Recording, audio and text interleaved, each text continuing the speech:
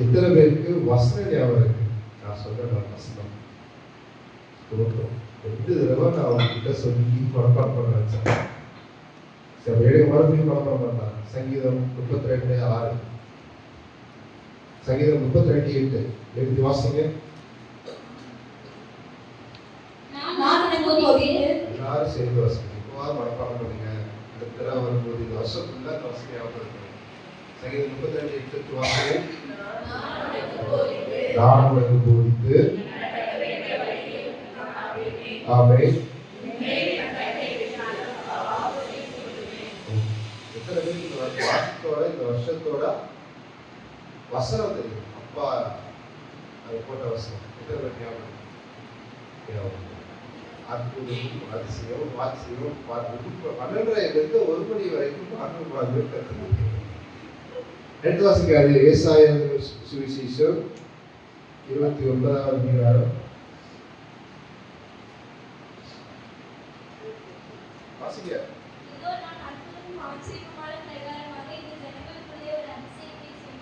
மறுபடியும் வாசிங்க. இதோ நான் அற்புதமும் ஆச்சரியமான பிரகாரமாக இந்த ஜனங்களுக்குள்ளே ஒரு அதிசயத்தை செய்வேன். இதே மனப்பாடம் பண்ணலாமா? எல்லாரும் சேர்ந்து இதோ சொல்லுங்க. இதோ இதோ இதோ அடுத்த வாசிங்க. நான் அற்புதமும்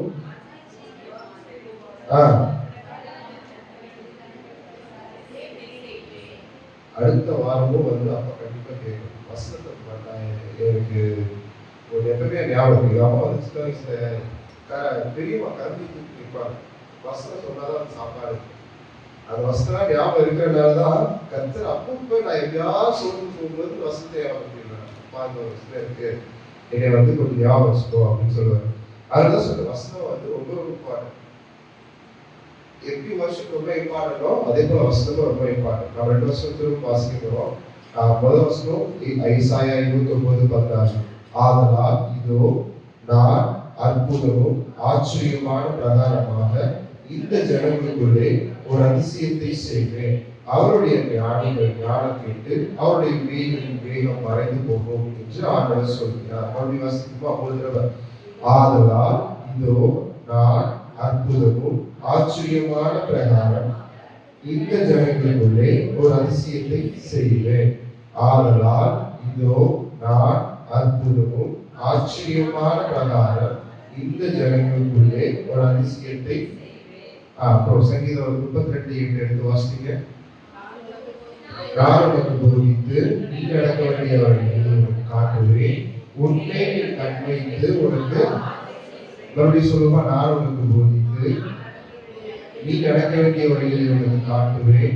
உன்மேல் என் கண்ணை வைத்து உனக்கு ஆலோசனை சொல்லுவேன். மறுபடியும் சொல்லு. நான் உனக்கு போதித்து நீ நடக்க வேண்டிய வழியை நான் காட்டுவேன். உன்மேல் என் கண் வைத்து. சண்டே கிளாஸ் சண்டே கிளாஸ் தான் சொல்லி கொடுப்போம். சரி, உங்க வசனத்துக்குள்ள போகலாம். நான் எடுத்து வெளிப்படுத்தல் சுவிசேஷம் 3:14 வசனம் வாசிங்க. வெளிப்படுத்தல் 3:7-8. பிலதெல்பியா சபையின் தூதனுக்கு நீ எழுத வேண்டியது என்னவெனில், பரிசுத்தமுள்ளவரும் சத்தியமுள்ளவரும் தாவீதின் திறவுகோலை உடையவரும் ஒருவரும் பூட்டக்கூடாதபடிக்கு திறக்கிறவரும் ஒருவரும் திறக்கக்கூடாதபடிக்கு சொல்கிறதாவது உன் கிரியைகளை அறிந்திருக்கிறேன். உனக்கு கொஞ்சம் பலன் இருந்தும் நீ என் நாமத்தை மறுதலியாமல் என் வசனத்தை கைக்கொண்டபடியினால் இதோ திறந்த வாசலை உனக்கு முன்பதாக வைத்திருக்கிறேன். அதை ஒருவரும் பூட்ட மாட்டான். இப்போ சின்னதா அந்த 31 சொல்லிட்டு அதுக்கப்புறம் நான் வசனத்துக்கு வைப்பேன். கட்ட சொல்றாரு, உனக்கு முன்பதாக ஒரு திறந்த வாசல் இருக்கு. அந்த திறந்த வாசலுக்கு நீ உள்ள போகணும்னா என்ன சொல்றாரு? நான் உனக்கு வழியை போதிப்பேன், நீ நடக்க வேண்டிய வழியை காட்டுவேன், உன்னால கண் வச்சு என்ன செய்வேன்? ஆலோசனை பண்ணுவேன். அந்த திறந்த வாசலுக்குள்ள போகணும்னு சொன்னா நான் முதல்ல என்ன பண்ணிருக்கணும்? அவருக்குள்ள இருக்கணும். கிறிஸ்துக்குள்ள இருக்கணும். அதாவது ரட்சிக்கப்பட்டிருக்கணும். நல்லா கவனிச்சு பாருங்க. நான் 2 பேரோட வசனத்தை சொன்னேன். யாரை சொன்னேன்? ஒண்ணு ஆபிரகாம், இன்னொன்று வந்து புதிய ஏற்பாட்டிலிருந்து பேதுருவை பத்தி சொன்னேன். ஆபிரகாமோட வாழ்க்கையில கர்த்தர் அவனை ரட்சிப்புக்குள்ளதான் முதல்ல கொண்டு வந்தார். எப்படி அவனை ரட்சிக்கும்படி முதல்ல தரிசனமான என்ன சொல்றாரு? அப்பா, உனக்கு ஒரு குமாரன் கொடுப்பேன், அந்த குமாரன் இந்த ஜாதியெல்லாம் பெருக பண்ணுவார். அவனுடைய திறந்த வாசல் என்னன்னு அவனுக்கு சொல்றாரு. உன்னுடைய திறந்த வாசல், உன்னுடைய ரேமா வேர்ட், ரேமானா உன்னுடைய வாக்குத்தத்த வேர்ட், உன்னுடைய வாழ்க்கையை மாற்றப்போற வேர்ட் என்ன? உனக்கு முன்பதாக உன்னுடைய குமாரன், உனக்கு ஒரு குமாரன் கொடுத்து அவன் என்ன பண்ணுவான்? பூமியில ஜலத்திருப்பான், பெருகி இருப்பான் அப்படின்னு அவர் சொல்லியிருப்பாரு. அதே போல பேதுருவை பாத்தீங்கன்னா சொல்றாரு, அவர் ரசிக்கிறாரு. எப்படி ரசிக்கிறாரு? என்ன சொல்றாரு? அவர் மொத்த இடத்துல சொல்றாரு, வலைய போட்டு என் பின்னாடி வா, நீ நீல பிடிக்க மாட்டேன். யாரை பிடிப்ப? மனுஷன. அவர் அங்கேயும் சொல்லிடுறாரு, அவர் அங்கதான் ரசிக்கிறாரு. முதல்ல அவரோட வாசல தான் சொல்றாரு. மனுஷனை முதல்ல கர்த்தர் எல்லாரையும் அழைக்கும் பொழுதும் அவருடைய வாசல சொல்லிடுறாரு. ஆபிரகாம் அழைக்கும் போது என்ன சொல்றாரு? உனக்கு முன்னாக உன்னுடைய குமாரன் என்ன பண்ணுவார்? பெரிய ஜாதியாக்குவேன்னு சொல்றாரு. அவரை அழைச்சு கூட்டிட்டு போறாரு. இங்க அடுத்து என்ன சொல்றாரு? பேதுருவை பார்த்து சொல்றாரு, மலையை போடு, இனி மீனை பிடிக்க மாட்டேன். யார் பிடிப்பாரு? அவரோட வாசல சொல்றாரு. அவர் வாசலுக்குள்ள பிரவேசிக்கிறதுக்கு அவர் போகணும். அடுத்து இன்னொருத்தரையும் நம்ம கொண்டு வர போறோம். இன்னைக்கு அவரை பத்தி தான் தியானிக்க போறோம். தாவீது ஒரு எப்படிப்பட்ட நேரத்தில் அழைக்கிறாரு அப்படின்னா, இந்த வருஷத்துக்கு போறதுக்கு முன்பாக ஏசாயா 29:14 வசனம். ஏசாயா 29:14 வாசிக்க. ஆதலால் இதோ அற்புதமும் ஆச்சரியமுமான பிரகாரமாக இந்த ஜனங்களுக்குள்ளே ஒரு அதிசயத்தை செய்வேன். அவர்களுடைய ஞானிகளின் ஞானம் கெட்டு அவர்களுடைய விவேகிகளின் விவேகம் மறைந்து போகும் என்று ஆண்டவர் சொல்கிறார். இப்போ அதுல 3 விஷயம் இருக்கு. என்ன விஷயம் இருக்கு சொல்லுங்க? 3 இது சொல்லப்பட்டிருக்கு. அதுல அற்புதம், ஆச்சரியம், அதிசயம். 3 விஷயம். அற்புதம், இந்த 3 விஷயத்துக்கும் 3க்கு டிஃபரன்ஸ் இருக்கும். என்னடா அப்படின்னு சொன்னா, ரட்சிப்பு, அடுத்து என்ன சொல்ற? அபிஷேகம், மறுரூபமாக்கப்படுது. இந்த 3 நான் சொல்றேன். ஃபர்ஸ்ட் என்ன பண்ணோம்? ரட்சிப்பு பார்க்கணும். அற்புதம். ஆபிரகாம் கிட்ட என்ன சொல்றாரு? உனக்கு ஒரு அற்புதம் நடக்கும் முதல்ல சொல்றாரு. உனக்கு ஒரு குமாரனை தருவேன். இங்க பேதுரு கிட்ட என்ன சொல்றாரு? நீ என்ன பண்ணிட்டு இருக்க? மீனை பிடிச்சிட்டு இருக்க, அற்புதமா என்ன பிடிக்க போற? மனுஷனை பிடிக்க போறேன்னு அற்புதத்தை பத்தி பேசுறாரு. இங்க தாவீது என்ன பண்றாரு? ஃபர்ஸ்ட் அவர் அழைக்கும் பொழுது அவர் பைபிள்ல அவர் சொல்லப்பட்ட நாட்கள் முதல்ல எடுத்தவரே சொல்றாரு, அவர் அபிஷேகமா தான் பண்றாரு. எடுத்து வாசிங்க. 1 சாமுவேல் 17 வாசிங்க. 16 வாசிங்க. 16 2-3 வாசிங்க. அதற்கு சாமுவேல், நான் எப்படி போவேன்? சவுல் இதை கேள்விப்பட்டால் என்னை கொன்று போடுவானே என்றார். அப்பொழுது கர்த்தர், நீ ஒரு காளையை கையோட கொண்டு போய் கர்த்தருக்கு பலியிட வந்தேன் என்று சொல்லி ஈசாயை பலியிடத்துக்கு அழைப்பாயாக. அப்பொழுது நீ செய்ய வேண்டியதை நான் உனக்கு அறிவிப்பேன். நான் உனக்கு சொல்கிறதை சொல்கிறவனை எனக்காக. தாவீத முன்னாடி அழைக்கும் போது அவனையும் ரட்சித்தார். ரட்சித்துக்கு சொல்றாரு, அவனோட பிரேமவாள், அதாவது அவருடைய வாசலை சொல்றாரு. அவனை நீ என்னவா அபிஷேகம் பண்ணோம்? அவனை என்னவா அபிஷேகம் பண்ணோம்? எல்லாம் இருக்கீங்களா? ஹலோ. தாவீது யாரு? ராஜாவா அபிஷேகம் பண்ணணும்னு சொல்றாரு. முன்னாடியே சொல்றாரு. எடுத்து வாசிங்க. 7ஆம் வசனம் வாசிங்க. கர்த்தர் சாமுவேலை நோக்கி, நீ இவனுடைய முகத்தையும் இவனுடைய சரீர வளர்ச்சியையும் பார்க்க வேண்டாம். நான் இவனை புறக்கணித்தேன். மனுஷன் பார்க்கிறபடி நான் பாரேன். மனுஷன் முகத்தை பார்ப்பான், கர்த்தரோ இதயத்தை பார்ப்பான். எப்பயுமே அவர் சொல்ற ஒரே விஷயம், எனக்கு மனுஷனுடைய இருதயம் தான். கர்த்தர் கேட்கிற ஒரே விஷயம் உங்களுடைய இருதயம். அந்த இருதயம் தான் முதல் வாசல். அந்த ரட்சிப்பை கொண்டு வர முதல் வாசல், அற்புதத்தை கொண்டு வர முதல் வாசல். தாவீது இங்கேயும் அற்புதம் தான் இருக்கு. எப்படி இருக்கு பாருங்களேன். தாவீது எங்க இருக்கான்? ஆடு மேய்ச்சிட்டு இருக்கான். அந்த காலத்துல ஆடு மேய்ப்பவர்கள் யார் தெரியுமா? ஊரை விட்டு ஒதுக்கி வச்சவங்க. சங்கீதம் 69 எடுத்து வாசித்து பார்த்தா தெரியும். சங்கீதம் 69 அது 1ஆம் வசனத்தை வாசிங்க. தேவனே என்னை ரட்சியும். வெள்ளங்கள் என் ஆத்துமா மட்டும் பெருகி வருகிறது. ஆழமான உலகில் அமிழ்ந்திருக்கிறேன். ஆ, நிற்க நிலை இல்லை. ஆ. நிலையில்லாத ஜலத்தில் ஆழ்ந்திருக்கிறேன். ம். வெள்ளங்கள் என்னை புரண்டு போகிறது. 9வது வசனம் அப்படியே வாசிங்க. உம்முடைய வீட்டை குறித்து உண்டான பக்தி வைராக்கியம் என்னை பட்சித்தது. ம். உம்மை நிந்திக்கிறவர்களுடைய நிந்தனைகள் என் மேல் விழுந்தது. அவ்வளோ வசனங்கள், அந்த 9வது வசனம் உங்களுடைய வீட்டை கொடுக்குற பக்திரை, எனக்கு உங்களுடைய வசனங்கள்லாம் தெரியும், எனக்கு அது ரொம்ப ஆனா எனக்கு என்ன என்ன இருக்கு, நிந்தனை இருக்கு. அந்த வசனத்துல ஒரு வசனம் இருக்கு. என்ன சொல்றாங்கன்னா, என் ஆகாரத்தில் கசப்பு கலந்து கொடுத்தார்கள், என் தாகத்துக்கு காணியை குறுக்கி கொடுத்தார்கள். அப்புறம் 20வது வசனத்துல சொல்றாங்க, நிந்தையின் இருதயத்தை பிளந்து நான் மிகவும் வேதனைப்படுகிறேன், எனக்காக பதிவிக்கிறோண்டோ என்று காத்திருந்தேன், ஒருவரும் இல்லை. தேற்றுவதற்காக காத்திரேன், ஒருவரையும். தாவீது அவனுக்கு கூட பிறந்தவங்க எத்தனை பேரு? 7 பேரு. அப்பா இருக்காங்க, அம்மா இருக்காங்க, 7 சகோதரர்கள் இருக்காங்க. அப்படி 7 பேர் இருந்தும் என்ன சொல்றா, எனக்காக பரிதபிக்கிற ஒருவர் உண்டோ? அது சொல்லுவாங்க, குடியாரனுக்கு நான் பாட்டானேன், என் தாய்க்கு அந்நியனும், என் சகோதரனுக்கு வேற்று மனுஷனுமானேன். அவ்வளோ கஷ்டமான வாழ்க்கை. அவருடைய சிறு வயது அதாவது வீட்டை விட்டு ஒதுக்கி அதாவது என்னன்னா, எதனால பெய்பர்கள் உள்ள வர மாட்டாங்க அப்படின்னு சொன்னா, அவர்கள் தீட்டுப்பட்டவர்கள். அதனால அவங்க யார் எதுக்குள்ள வரக்கூடாது, ஊருக்குள்ள வரக்கூடாது. அவங்க எல்லாமே ஊருக்கு வெளியே பாளையத்துல இருப்பாங்க, ஊருக்குள்ளேயே வரமாட்டாங்க. அப்படி ஒடுக்கப்பட்ட ஒருத்தர் தான் யாரு? அப்ப அவன் என்ன பண்றாரு கர்த்தர்? அப்ப அது என்ன அற்புதம், அதுதான் என்ன அற்புதம்.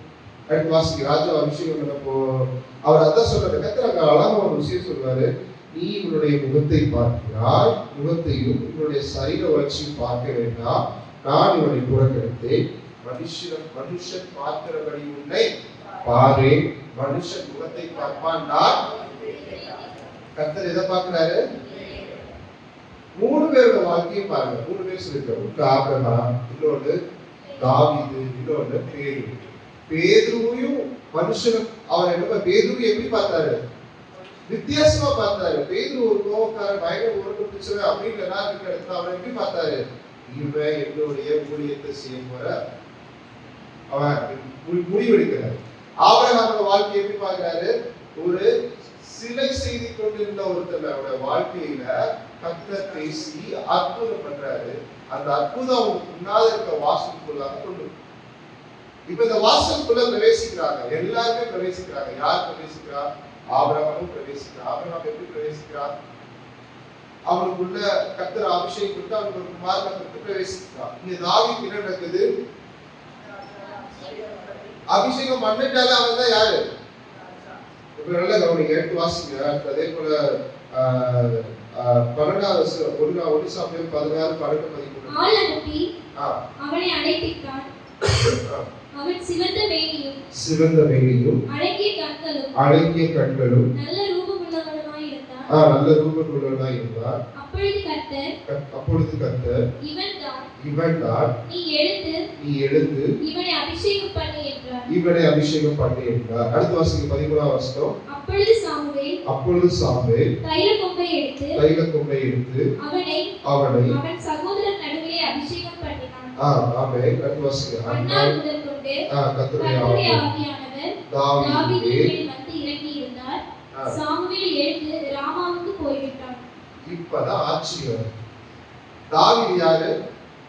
ஒரு ஊருக்கு வெளியே புறம்பாக்கப்பட்ட, ஒரு தீட்டுப்படுத்தப்பட்ட ஒரு அடிமைக்கு கேவலமான ஒரு மெய்ப்பனா யார் இருக்கா? தாவீது இருக்கா. அவளுடைய வாழ்க்கையில மாற்றம் வருது, அற்புதம் வருது. அந்த அற்புதம் எதை கொண்டு வருது? ஆச்சரியத்தை கொண்டு வருது. எல்லாரும் சொல்லியிருப்பாங்கல்ல, அவங்க அப்பாவே பார்த்து என்ன பண்ணியிருப்பாரு, அவங்க 7 குமார்கள் பார்க்கறதுக்கு வீரர்கள் மாதிரி இருக்காங்க. இவங்க எல்லாருமே போர்க்களத்தை சிந்திச்சவங்க. போர்க்களத்தை சிந்திச்சவங்களுக்கும் காட்டுல மேய்ச்சவங்களுக்கும் வித்தியாசம் இருக்குல்ல. கர்த்தர் அவனதான் பார்த்தார். அது ஒரு ஆச்சரியமான ஒரு விஷயம். இங்கேயும் பேதுரோட வாழ்க்கையை பாருங்க. எடுத்து பேதுரோட வாழ்க்கையில எனக்கு சொல்லப்பட்ட ஒரு விஷயம், மத்தேயு எழுதின சுவிசேஷம் 17 வசனம் 7. மத்தேயு 17 இங்க பொருளுக்கு வாசிங்க. 6 நாளைக்கு பின்பு இயேசு பேதுருவையும் யாக்கோபையும் அவருடைய சகோதரனாகி யோவானையும் கூட்டிக் கொண்டு தனித்திருக்கும்படி உயர்ந்த மலையின் மேல் போய் இங்க வந்து 3 பேர் இருக்கிறாங்க. ஒன்னு யாரு? பேதுரு, யோவான், அதுக்கப்புறம் இன்னொருத்தர் யாரு? யாக்கோபு. 3 பேர் இருக்காங்க. இங்க முதல்ல பேதுருவை தான் என்ன பண்றாரு? அவர் பார்க்கறாரு, இயேசு கிறிஸ்து மறுரூபமாக்கப்படுறாரு. மறுரூபமாக்கப்படுறத முதல்ல பார்த்தது யாரு? இந்த மறுரூபமாக்கும் முதல்ல பார்க்கறது யாருன்னா மோசே கிட்ட பார்க்கறாங்க. மோசே கிட்ட பார்க்கும்போது மறுரூபமாக்கப்பட்ட வரும்பொழுது அவங்க அந்த வெளிச்சத்தை பார்க்க முடியாம ஜனங்கள் சொல்றாங்க, உங்களுடைய வெளிச்சத்தை என்னால பார்க்க முடியல, நீங்க என்ன பண்ணுங்க, முக்காடு போடுங்கன்றாங்க. ஆனா இவர்கள் பார்த்துட்டு, கர்த்தாவே நான் என்ன பண்றேன், உமக்கு ஒரு கூடாரம், எலியாவுக்கு ஒரு கூடாரம், மோசேக்கு ஒரு கூடாரம் போடலான்னு கேட்கிறான். அப்போ அந்த அபிஷேகத்தின் மறுரூபத்தை பார்க்கிற அளவுக்கு அவருடைய மகிமை இருக்குன்னா அது ஆச்சரியம். மோசே எங்க இருக்காரு? வராரு, ஜனங்கள் மத்தியில் அவர் காமிக்கிறார், சீனாய் மலையிலிருந்து இறங்கி வந்து காமிக்கிறார். பார்க்கும்போது அவருடைய பிரகாசத்தினால ஜனங்கள் யாரும் என்ன பண்ண முடியல, அவர் கிட்ட போக முடியல. ஆனா பேதுரு பாருங்களேன், சொல்றாரு, ஐயா உங்களுக்கு ஒரு கூடாரம், எலியாவுக்கு ஒரு கூடாரம். அப்ப 3 பேரையும் பார்த்திருக்காரு. அவர் பார்த்திருக்கிறாருன்னா அவருடைய அபிஷேகம் எவ்வளவு இருந்திருக்கும்.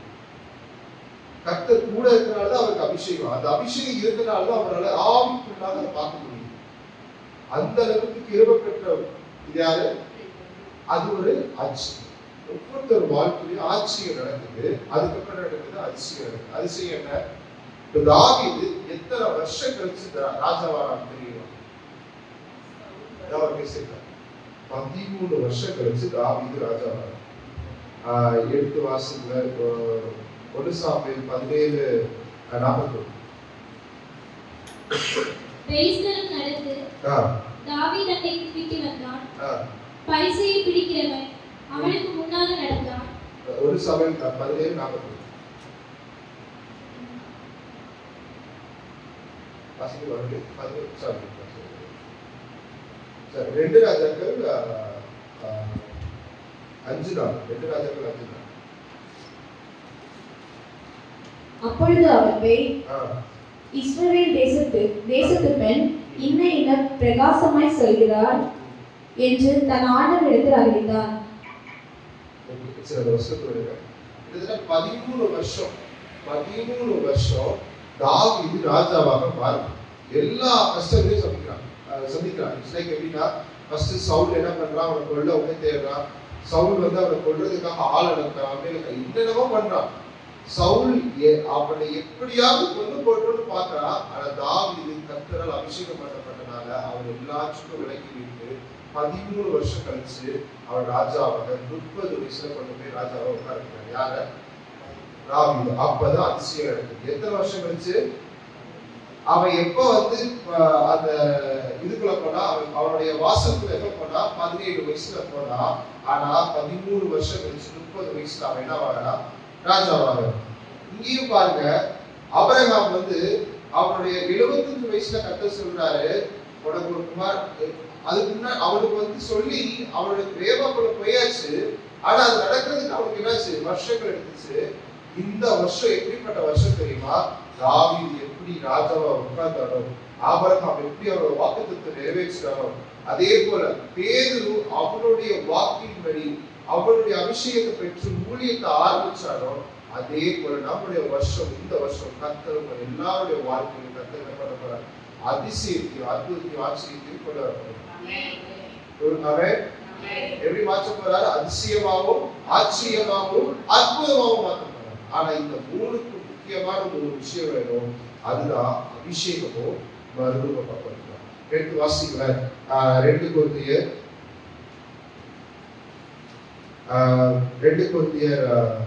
6 வருஷங்க. 2 கொரிந்தியர் 3:6. புது உடன்படிக்கையின் ஊழியக்காரனாய் இருக்கும்படி அவரே எங்களை தகுதி உள்ளவராக்கினார். ஆமென். அந்த உடன்படிக்கை எழுத்துக்குரியதாயிராமல் ஆவிக்குரியதாய் இருக்கிறது. எடுத்துக் கொள்ளுகிறது, ஆவியோ உயிர்ப்பிக்கிறது. இப்போ ஒவ்வொருத்தர் வாழ்க்கையிலுமே ஆவியின் படிதான் அவங்களோட வாழ்க்கை மாறும். எப்ப மாறுனா, இப்போ ஆபிரகாம் வந்து தன்னுடைய மகன் ஈசாவை கொண்டு போய் அந்த கட்டையில உட்கார வச்சு கர்த்தருக்காக பலி செலுத்தும் போது கர்த்தர் என்ன பண்றாரு? ஆவிக்குள்ளாக அவனை மாற்றினார். அந்த இடத்துல ஒரு அற்புதம் நடக்குது. அப்பதான் அவருடைய மாற்றம் வருது. ஓகே, கர்த்தர் எனக்கு அவர் பார்க்கிறாரு, எல்லாத்தையும் பார்க்கிறாரு. ஓகே, இவர் சொன்ன மாதிரி செஞ்சுட்டாரா? இவருடைய நேசம் அவர் சொல்ல நேசகுமாரனை பார்க்காம எனக்காக தந்தபடி என்ன பண்றாரு? அவரை விட்டு அப்படின்னு சொல்றாரு. அதுக்கப்புறம் தான் அவரோட வாழ்க்கையெல்லாம் சேர்ந்து பெரிய ஜாதிக்கான வழிகளை கத்து ஓப்பன் பண்றாரு. அதுக்கடுத்து இங்க பேதுருவோட வாழ்க்கையை பார்த்தீங்கன்னா நடக்குது.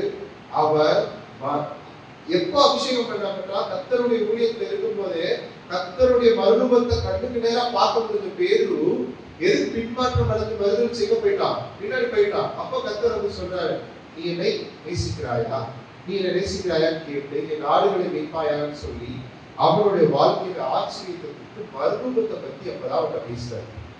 அந்த மறுரூபம் எப்ப பேசுறாருன்னா சொல்றாரு, நீ போய் என்ன பெந்தேகோஸ்து நாள்ல வெயிட் பண்ண.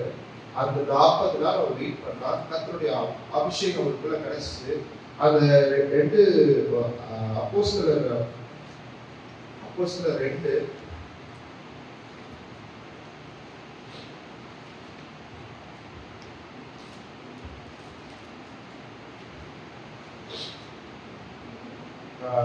2:1 வாசிங்க.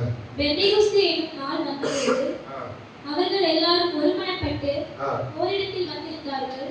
அப்பொழுது பலத்த காற்று அடிக்கிற முழக்கம் போல வானத்திலிருந்து சடிதியாய் ஒரு முழக்கம் உண்டாகி, அப்படியே 14 வாசிங்க.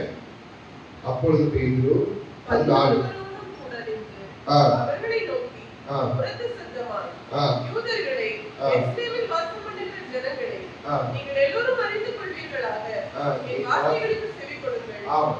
இப்போ கொஞ்ச நேரம் பைபிள் எல்லாம் போஸ்ட் பண்ணி கவனிங்க. கர்த்தர் வந்து நிறைய விஷயத்தை வந்து ப்ரிப்பேர் பண்றாரு. எப்படி ப்ரிப்பேர் பண்ணாருன்னா, இது வாசிக்கும் போது ஈஸியா வாசிக்கிறோம். அவன் அபிஷேகம் பண்ணா, பேதுரு எழுப்பி என்ன பண்ணா, முதல் போதனையை கொடுத்தா, குருவாய் இருந்து ரட்சிக்கப்பட்டாங்க, எல்லாமே ஈஸியா வாசிக்கிறோம். ஆனா இது இருக்கிற ப்ரிப்பரேஷன்ஸ் இருக்குல்ல, அதுதான் முக்கியமான ப்ரிப்பரேஷன். தயார்படுத்துறது.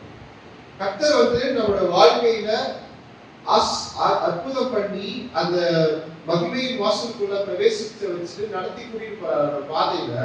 அவர் பாதை நடத்தி கூட்டிட்டு போறாருன்னா அவர் நம்மள ப்ரிப்பேர் பண்ணி தான் அந்த இடத்துல போய் உட்கார வைக்கலாம். இப்போ நம்ம ஃபுட்பாலோ இல்ல டென்னிஸோ விளையாடுறோம் அப்படின்னு சொன்னா, கிரிக்கெட்டே விளையாடுறோம்னு சொன்னா முதல் பாலை 6 அடிக்க முடியாது. சுத்தலாம் அடிக்க முடியாது. நம்ம ப்ராக்டிஸ் பண்ணதான் நம்ம என்ன பண்ண முடியும், அடிக்க முடியும். அதே போல ரன்னிங் ஓடுறோம், இல்ல நம்ம ரன்னிங் ஓடுறோம்னா முதல் தடவை 10 செகண்ட் போனா, ரெண்டாவது தடவை ப்ராக்டிஸ் பண்ண 9 செகண்ட் ஆகும். கர்த்தர் நம்மளுக்கே தெரியாம நம்ம என்ன பண்ணுவாருன்னா ப்ராக்டிஸ் பண்ண வைப்பார். பேதுருவோட வாழ்க்கை அதே போலதான். கவனிச்சு பார்த்தா பேதுரு வந்து அபிஷேகம் பண்ணப்படுறதுக்கு தேவையான ஆவிக்குரிய அந்த அனுபவம் அவனுக்கு இருந்ததுனாலதான் கர்த்தரை பார்த்தான். கர்த்தர் சொல்ற இறங்கி நடக்கிறாரு. அவர் ஆல்ரெடி ப்ரிப்பேர் பண்ணிட்டாரு. இறங்கி அந்த விசுவாசத்துல கடல் மேல் நடக்கிறதுக்கு அவனை ப்ரிப்பேர் பண்ணிட்டாரு. அதனாலதான் அவன் நடந்து போனான். இப்படி அவர் முன்னாடியே என்ன செய்யறாரு, ப்ரிப்பேர் பண்றாரு. எல்லாரும் விட உண்மையா முதல்லயே யார் ப்ரிப்பேர் பண்றாரு? பேதுரு ப்ரிப்பேர் பண்றாரு. எல்லாரும் ப்ரிப்பேர் பண்ணிட்டு கர்த்தர் மரித்து உயிர் தெழுந்ததுக்கு அப்புறம் பேதுருக்கு முதல்ல காமிக்கிறார். மற்ற எல்லா சிஷ்யர்களும் காமிச்சுட்டு பேதுரு கிட்ட கடைசியா தான் போவார். நிறைய விஷயங்கள் இருக்கும். நான் இந்த வசனத்தை வாசிக்கும் போது கூட ஆவிக்குள்ளாக அவங்க என்ன பண்றாங்க, சத்தம் போடுறாங்க, வேற வேற பாஷையில பேசுறாங்க. யாருக்கும் நிதானமே இல்ல. ஆனா நிதானமா யார் பேசுறா? பேதுரு பேசுறாரு. அது 2 அப்போஸ்தலர் 2 வாசித்து பார்த்தா நிதானமா பேசுவார். அவர் சொல்றாரு, நீங்கள் நினைக்கிறபடி இவர்கள் வெறி கொண்டவர்கள் அல்ல, பொழுது விழித்து 3 மணி நேரம் 3ஆம் மணி வேலையா இருக்கிறது, தீர்க்கதரிசியாக யோவேலுக்கு உரைக்கப்பட்டபடி இது நடக்கிறது என்கிறார். அவர் சொல்றாரு, நீங்க யாரும் வெறி கொண்டவர்களா இல்ல, தீர்க்கதரிசி சொன்னபடிதான். அப்போ எல்லாருமே என்ன பண்ணிருக்காங்க, நிதானம் இல்லாம இருக்கிறாங்க. யார் நிதானமா இருக்கா? பேதுரு நிதானமா இருக்கிறான். அவனுக்கு சொல்லப்பட்ட வார்த்தை என்ன, அற்புதத்தின் வார்த்தை என்ன? நீ இனிமேல் யார் பிடிப்ப? மனுஷனை பிடிப்ப. அந்த வாசல்கள் திறக்கப்பட்டுச்சு. உள்ள பிரவேசித்து இருக்கும்போது அவன் அந்த மகிமையை பத்தி தெரிஞ்சுக்கிறான். கர்த்தருடைய மகிமை எப்படிப்பட்டது என்று தெரிஞ்சுக்கிறான். இப்ப நம்மளே எடுத்துக்க, ஒரு இடம் நல்ல அபிஷேகத்துல போயிட்டு இருக்கும்போது, நல்ல ஆவிக்குள்ள நிறைஞ்சிருக்கும் போது ஒரு கட்டத்துக்கு மேல நம்மளால கண்ட்ரோல் பண்ண முடியாது. நமக்கு அந்த இன்ஸ்டன்ட் கெப்பாசிட்டி இருக்காது. ஏன்னா கர்த்தருடைய மகிமை விலையேறப்பெற்றது. பரிசுத்தமுள்ள கர்த்தர். அவருடைய நீங்க அந்த ஈஸியா சொல்றோம்ல, அந்த வஸ்திரத்தின் ஓரத்துல தொட்ட உடனே என்ன பண்றது? சுகம் வந்துச்சு. அந்த வஸ்திரத்தின் ஓரம் தொட்ட உடனே சுகம் வந்துச்சுன்னா அவர் சொல்றாரு, எனக்கு உடம்புல இருந்து வல்லமை போச்சு. அவர் எதுக்கு போயிட்டு இருக்காரு? ப்ரிப்பேர் பண்ணி போயிட்டு இருக்காரு. எதுக்காக? ஒன்று மதிச்சுட்டா அவர் வீட்டுக்கு எதுக்கு போறாரு? போற வழியில ஒரு என்ன பண்ணிட்டார்? வஸ்திரத்தின் ஓரத்துல. அப்ப அந்த ஓர தொங்கல்ல தொட்டு ஒருத்தவங்க சுகமாகறாங்கன்னா அவர் எவ்வளவு வல்லமை உள்ள தேவனா இருக்காரு. அந்த வல்லமை உள்ள தேவன் கிட்ட சுத்தி யார் இருக்கிறா? நல்லா கவனிச்சு பாருங்க. அவ்வளவு வல்லமை அவர் கிட்ட இருக்கு. சுற்றி என்ன பேதுரு, யோவான், சீஷர்கள் எல்லாம் சுத்தி அவரெல்லாம் பாதுகாத்து கூட்டிட்டு போறாரு. அப்ப அந்த மகிமை எல்லாம் அவன் வாங்கிக்கிட்டே இருக்கான். அவன் கூட கிறிஸ்து கூட இருந்த அந்த மகிமை எல்லாம் அவன் வாங்கிக்கிட்டே இருந்து மெதுவா அவன் என்ன செய்யறான்? ப்ரிப்பேர் ஆகிறான். தனக்குள்ளே அவன் ப்ரிப்பேர் ஆகிறான். ப்ரிப்பேர் ஆகி என்ன ஆகிறான்? மறுரூபமாக்கப்படுறதுக்கு தேவையான நம்ம மறுரூபமாக்கப்படணும்னா கர்த்தருடைய மகிமை நம்மளுக்குள்ள நிறைய இருக்கணும். அப்பதான் நம்ம ஆக முடியும். மறுரூபமாக்கலாம். அப்பதான் ஆகலாம். எல்லாரும் தெரிவிக்கொண்டு இருக்கும்போது அவன் என்ன செய்யறான்? சுவிசேஷம் சொல்றான். அது 17ஆம் வசனம் அப்போஸ்தலர் 2:17. கடைசி நாட்களில் நான் மாம்சமான யாவர் மேலும் என் ஆவியை ஊற்றுவேன்.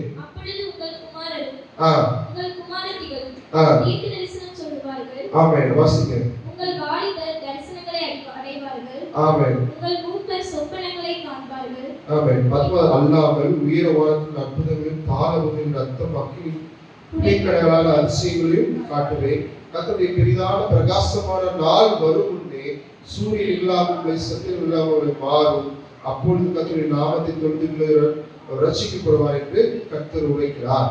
இஸ்ரவேலரே, நான் சொல்லும் வார்த்தையை கேளுங்கள். நீங்கள் அறிந்திருக்கிறபடி நஸ்ராய இயேசுவை கொண்டு தேவன் உங்களுக்குள்ள பலத்த செய்களையும் அற்புதங்களையும் அடையாளங்களையும் நடப்பித்து அவர்களை உங்களுக்குள்ளே வெளிப்படுத்தினார். இங்க மறுபடியும் சொல்றாரு பாருங்க. இரண்டாம் வார்த்தையை சொல்ற அற்புதமும் அடையாளங்களும். அவ்வளவு தெளிவா பேசுறாரு. யார் பேசுறார்? பேதுரு பேசுறார். அவன் அவ்வளவு தெளிவா பேசுறாருன்னா அவர் எவ்வளவு தூரத்துக்கு கர்த்தரோடு ஒரு இணைந்த ஒரு அன்பு வச்சிருக்காரு. அவர் மறுபடியும் பார்க்கப்படுற ஏரியா. இப்போ நம்ம எடுத்து வாசிக்கலாம். 2 கொரிந்தியர் 18 வாசிங்க. 2 கொரிந்தியர் 5ஆம் அதிகாரம், 2 கொரிந்தியர் 3ஆம் அதிகாரம் 13 வாசிங்க. மேலும் ஒளிந்து போவதை குறித்து இஸ்ரவேலின் புத்திரர் நோக்கி பாராதபடிக்கு மோசே தன் முகத்தின் மேல் முகத்தோடு போட்டுக் கொண்டது போல நாங்கள் போடுகிறதில்லை. இப்ப என்ன சொல்றாரு? உட்கார்ந்து போட்டிருக்காரு மோசே. ஏன் அப்படி நான் போடுறது இல்லை? அடுத்து வாசிங்க. அவருடைய மனது கடினப்பட்டது இந்நாள் வரைக்கும் பழைய ஏற்பாடு வாசிக்கப்படுகிறது. அது முக்காடு நீங்காமல் இருக்கிறது. அது கிறிஸ்துவினாலே நீக்கப்படுகிறது. 16ஆம் வாசிங்க. கர்த்தரிடத்தில் மனம் திரும்பும் பொழுது எடுபட்டு போகும். இப்ப 15ஆம் வாசிங்க. வாசிக்கப்படும் போது இந்நாள் வரைக்கும் முக்காடு அவர்கள் இருதயத்தின் மேல். எப்போ நீ முக்காடை எடுக்கிறீங்களோ அப்பதான் கர்த்தருடைய அபிஷேகம், கர்த்தருடைய ஆசீர்வாதம் என்ன, கர்த்தருடைய வாசல் எது, கர்த்தருடைய திட்டம் எதுன்னு யாருக்கு புரியும்? நமக்கு புரியும்.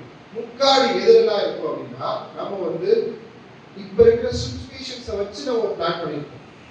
நாம இப்படி இருக்க போறோம். கர்த்தர் இப்படிதான் நடத்த போறாரு. என்கிட்ட இருக்கு மேல நடக்குது. ஆனா கர்த்தர் என்ன வச்சிருப்பாரு? வேளாண் திட்டத்தை வச்சிருக்காரு. உண்மைதானே? கர்த்தர் வேளாண் பேரு நினைச்சது என்ன? கடைசி வரைக்கும் நீ முடிச்சுட்டு இருக்க போறேன் நினைச்சா. ஆனா அவரை வச்சு என்ன வச்சிருந்தாரு? வேளாண் திட்டத்தை வச்சிருந்தாரு. தாவீதோட திட்டம் என்ன? அவன் ஆடு வச்சுட்டு இருந்தான். அவனோட முக்காடி எத்தனை விலகுது. எப்போ அவன் கோலியாத்தை பார்த்து சொல்றான், நீங்க எல்லாம் பயப்படுறீங்க, நான் கிறிஸ்துவின் தேவனுடைய நாமத்தினால அவன் என்ன செய்வேன்? வெல்லுவேன்னு சொல்லிட்டு கல்லை தூக்கி அடிச்சு வெல்றான். அவனோட முக்காடி விளக்கப்பட்டுச்சு. இங்க பேதுருவோட முக்காடி எப்ப விளக்கப்படுது? அவன் எப்போ கர்த்தர் அவனை நீ என்னை நேசிக்கிறாயான்னு உடைக்கும் போதுதான் அவனோட முக்காடி என்ன செஞ்சு விளக்கப்பட்டுச்சு. அப்பதான் அடுத்து சொல்றா, நான் என்கிட்ட பொண்ணு இல்ல, பொருள் இல்ல, ஆனா கர்த்தருடைய நாமம் இருக்கு, எழுந்து. அதுக்கு முன்னதான் ஒன்று நடக்குது. என்ன நடக்குது? 3000 பேரை முதல்ல சுவிசேஷத்தை சொல்றது யாரு? எந்த இடத்துல இருந்தா நீ பிரிஸ்தவனோட வாக்கு எங்க நிறைவேறுது? முதல்ல உலகத்துக்கே சுவிசேஷம் சொல்றது யாரு? பேதுரு. அடுத்து வாசிங்க, 16 வாசிங்க. அவருடைய கத்திரத்தில் மனம் திரும்பும் பொழுது, அந்த முக்காடு எடுக்கும் பொழுது கர்த்தருடைய ஆவி எங்கேயோ அங்கே விடுதலையும் உண்டு. கர்த்தருடைய ஆவி எங்க? உங்க வாழ்க்கையில அற்புதம் இருக்கு, அதிசயம் இருக்கு, ஆச்சரியம் இருக்கு. அது 3 இருக்கிறதுனால உங்க வாழ்க்கை ரட்சிக்கப்பட்டுச்சு, அபிஷேகம் பண்ணப்பட்டுச்சு, மறுரூபமாக்கப்பட்டுச்சு. எதனாலனா ஆவியின் மூலமாக. நீங்க என் கர்த்தர் ஆவி எங்க இருக்கோ அங்க விடுதலை உண்டு. அடுத்த வாசிங்க, நாம எல்லாரும் திறந்த முகமாய் கர்த்தருடைய மகிமையை கண்ணாடியிலே காண்கிறது போல கண்டு ஆவியாய் இருக்கிற கர்த்தரால் அந்த சாயலாக தானே மகிமையின் மேல் மகிமை அடைந்து மறுரூபப்படுகிறோம். மறுரூபம்னா சொல்லுங்க. மறுரூபம் என்றால் என்ன? புரியல.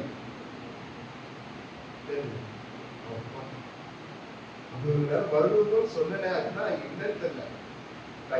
மறுரூபம் தேவன் கிறிஸ்துவாக மரிக்கப்பட்டு உயிர் தெழுந்து நமக்காக ரட்சிக்கப்பட்டார். எதுக்காக பூமிக்கு வந்தார்? நம்முடைய பாவத்தை உன்ன மாதிரியே நான் என்ன பண்றேன், ஒரு மாம்சத்துல நான் இருக்கிறேன், இந்த உலகத்தை வாழ்றேன், என்ன பார்த்து நீ கத்துக்க, என்ன மாதிரி என்ன செய்யும், மறுரூபமாகுது அப்படின்னு சொல்றேன். என்ன மறுரூபமாகுதுன்னா கிறிஸ்துவ போல மாறுறது. மறுரூபம்னா என்ன?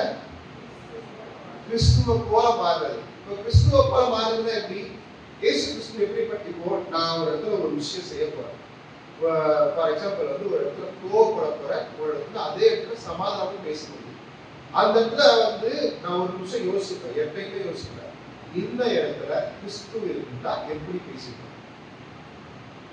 உண்மைதானே? இப்போ நம்ம ஒரு இடத்துல கோவப்படுறோம்னா கிறிஸ்துவ கோவப்பட்டுருப்பாரா? வர மாட்டார். அவர் ரொம்ப அன்பான தேவன், என்ன மாதிரி பேசலாம்ன்றது அவருக்கு தெரியும். அப்ப அந்த இடத்துல நம்ம இதயத்துல கை வச்சுட்டு, கர்த்தாவே நான் இங்க என்ன பேசுறது தெரியல, ஆனா நீங்க பேசுங்க அப்படின்னு சொன்னா அவர் ஆவியின் மூலமா அவர்கிட்ட பேசுறாரு. அந்த ஆவியின் மூலமா நான் எப்படி இருக்குன்னா, இப்ப நம்மளுக்குள்ள ஆவி, ஆத்மா, சரீரம் 3 இருக்கு. கரெக்டா? பிதா, குமார், பரிசுத்தாவி. பிதா என்ன நினைக்கிறாரோ அது கிறிஸ்துவுக்கு வரும். கிறிஸ்துவும் நினைப்பாரு. கிறிஸ்து என்ன நினைக்கிறாரோ அது ஆவியானவர் நினைப்பார். அவருக்கு தெரியும். இப்ப ஆவியானவர் என்ன பண்ணுவாருன்னா நம்ம இதயத்துல பேசுவார், மைல்டா பேசுவார்.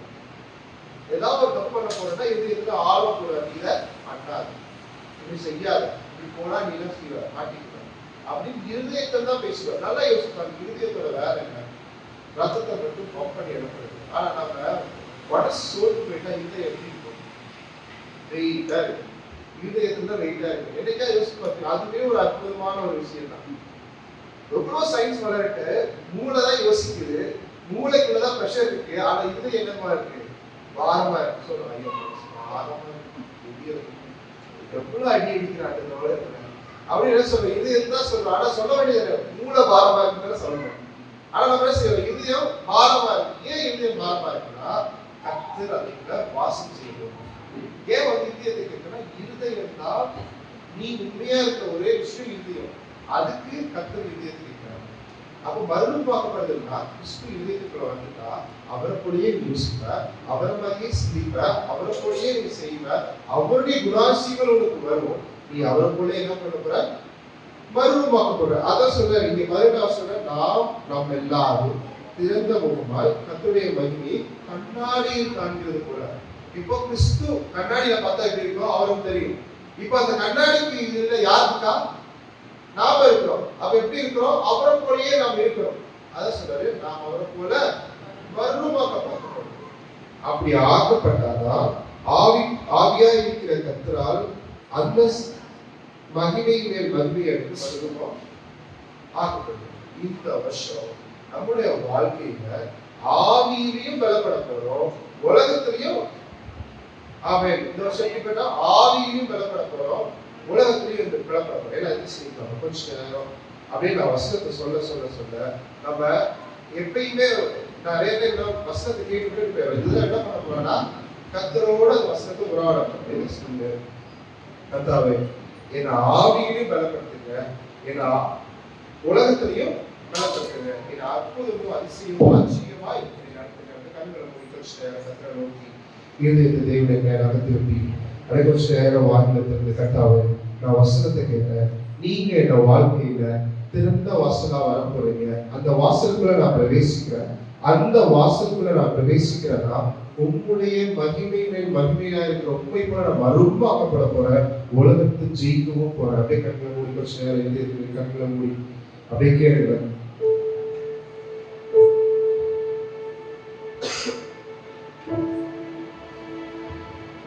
நான் பாட பாட பாட கத்திரக்கு நேராக திருப்பி தேவனுக்கு நேராக செய்யலாம். அவர் நினைச்சா மட்டும்தான் நம்ம வாழ்க்கை மாறும். நீங்க என்ன நினைச்சாலும் சரி, உங்க வாழ்க்கை மாறணும், தேவன் உங்க வாழ்க்கையில மரணமாக்கப்படும். கொஞ்ச நேரம் வாழ்க்கை கத்தாவே என் வாழ்க்கையில இவ்வளோ பிரச்சனை இருக்கு, இவ்வளோ பாடுகள் இருக்கு, ஆனாலும் நீங்க எனக்கு வைத்திருக்க திட்டம் பெருசு. நான் அந்த வாசத்துக்கு நேராக போக போறேன், அப்படியே அந்த வாசத்துக்கு நான் பிரவேசிக்க போறேன். அந்த வாசத்துல பெரிய வாசத்துல அது அற்புதம் அதிசயமும் ஆச்சரியமும் இருக்கு. நீங்க என்ன மறுரூபமாக போறீங்க.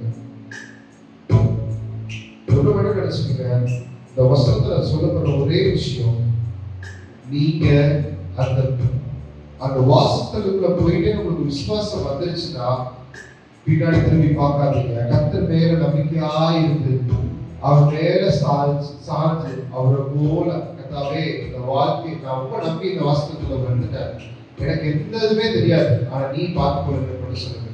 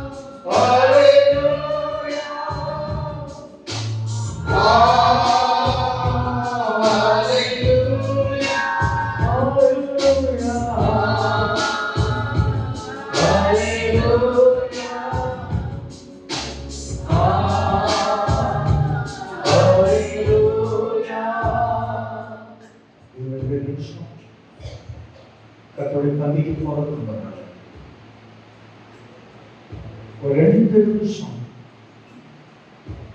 அந்த வருடத்துல நான் தேவனை விட்டு தூரம் போது, நான் புருஷனிட்ட காரணம் இல்லாமல் கோபப்பட்டது, மனைவியிட்ட கோபப்பட்டது, பிள்ளைகிட்ட கோபப்பட்டது, பிள்ளைகள் கற்றுக்க வருத்தப்பட்டது. அதை கொஞ்சம் நினைச்சு பாருங்க. 2 நிமிஷம் ஞானஸ்நானம் எடுக்காதவங்க வெளியே போக பின்னால என்ன நடக்குது பார்க்கணும், அந்த மகிமையை பார்க்கணும். பின்னால் இருக்கிற நீங்க பேச வேண்டாம், நடக்கிறத பாருங்க, அந்த பரிசுத்தமான பந்தியை பாருங்க. நான் அந்த பந்தியை போனோம், அப்படியே எல்லாரும் சேர மாட்டிட்டு எல்லாரும் சேர மாட்டுவோம், மாத்துட்டு